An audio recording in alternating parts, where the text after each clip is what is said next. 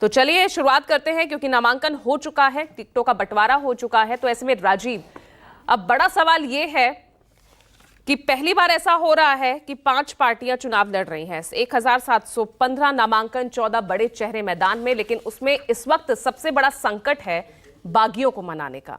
ये बगावत कितनी भारी पड़ती हुई किस ओर ज्यादा नजर आ रही है, क्योंकि 91 कुल ऐसे चेहरे हैं जो कहीं निर्दलीय या फिर दूसरे दलों को उन्होंने ज्वाइन कर लिया है, लेकिन चुनावी मैदान में उतर रहे हैं, ये साफ कर दिया है।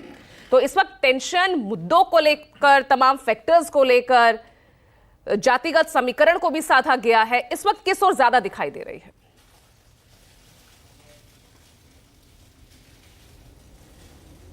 देखिए पूजा, जब हम आप बात कर रहे हैं 13 सितंबर को और 5 अक्टूबर को चुनाव होने हैं, करीब 22-23 दिन बाद चुनाव होने।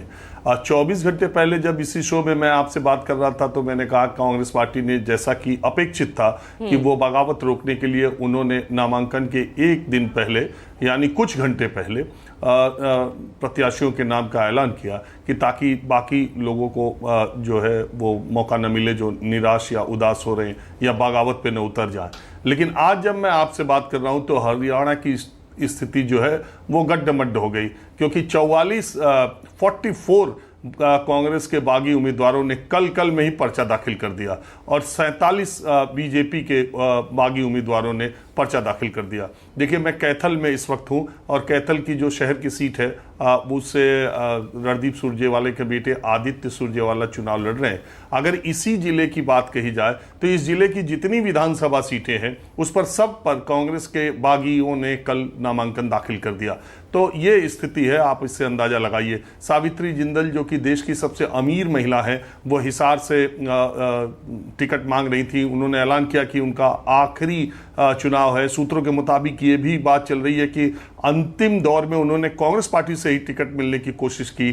वो ये चुनाव किसी भी सूरत में हिसार से लड़ना चाहती थी, लेकिन नवीन जिंदल उनके बेटे भारतीय जनता पार्टी के सांसद हैं, इसलिए बात नहीं बन सकी न बीजेपी में न कांग्रेस में, और इसके बाद उन्होंने निर्दलीय पर्चा दाखिल कर दिया। ठीक इसी तरह से आप अलग अलग जगहों पर देखें, कांग्रेस पार्टी के लोगों ने कल बड़ी संख्या में बागी रुख अपना करके पर्चा दाखिल किया। अब सवाल ये उठता है कि अगले 5 दिनों में जो पर्चा दाखिला की तारीख है, वापस लेने की तारीख है, कांग्रेस और भारतीय जनता पार्टी के नेता अपने बागियों को किस कदर मना पाएंगे। कल शाम को एक बैठक हुई थी रोहतक में, भारतीय जनता पार्टी की बहुत बड़ी बैठक थी जिसमें धर्मेंद्र प्रधान, मुख्यमंत्री नायब सिंह सैनी और तमाम बड़े लोग वहां पर मौजूद थे।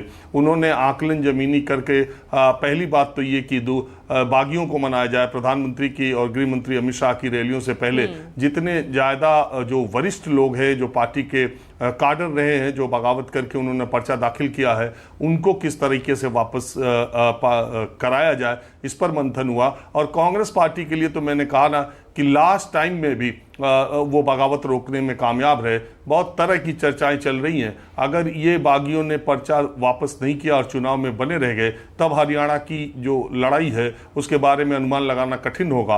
और जब उम्मीदवारों का ऐलान हो गया है उसके बाद देखिए, मनोहर सिंह खट्टर के ओएसडी रहे, उन्होंने भी भारतीय जनता पार्टी से बगावत करके पर्चा दाखिला कर दिया। पूर्व प्रदेश अध्यक्ष भाजपा के, उन्होंने बगावत करके पर्चा दाखिल कर दिया। इसी तरह कांग्रेस के कई विधायक और पूर्व मंत्री रहे लोगों ने कांग्रेस से बगावत करके पर्चा दाखिल किया।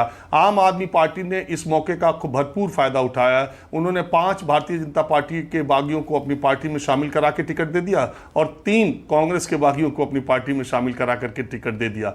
इस बीच INLD में एक अच्छा डेवलपमेंट हुआ है, जो कि 33 सालों के बाद रणजीत चौटाला ने OP चौटाला से मुलाकात की। 1991 से ये दोनों भाई अलग अलग थे, लेकिन उन्होंने इस मौके पर एक साथ होने का फैसला किया है। और INLD ने जो जिस तरीके का उसका गठबंधन है और जिस तरीके का उम्मीदवारों का ऐलान हुआ नामांकन के बाद की जो परिस्थितियां हैं, उसमें तकरीबन 5 से 7 सीटों पर अब INLD मजबूती के साथ हरियाणा में चुनाव लड़ती हुई दिखाई दे रही है। तो अब जो समीकरण आने वाले दिनों में ऐसा लगता है कि हरियाणा की लड़ाई रोज बदलती जा रही है। अभी सबसे बड़ी मुश्किल दोनों बड़ी पार्टियों के लिए ये हो गई कि उनके बागी भारी मात्रा में चुनाव मैदान में है। 1700 से ज्यादा उम्मीदवारों ने 90 सीटों पर, यानी अगर आप औसत निकालें तो 20 से ज्यादा उम्मीदवारों ने पर्चा दाखिला किया है। तो सबसे कांग्रेस अभी तक ये कहती रही थी कि भारतीय जनता पार्टी में जो बगावत है वो देखिए, कांग्रेस में तो टिकट के 20 घंटे पहले टिकट अनाउंस करने के बाद भी बागियों की संख्या करीब करीब बीजेपी के बराबर ही है। तो बिल्कुल अब यहाँ पर चुनौती दोनों ही बड़ी पार्टियों के सामने इस वक्त बगावती जो सुर अपनाए हुए हैं उनको मनाने की है।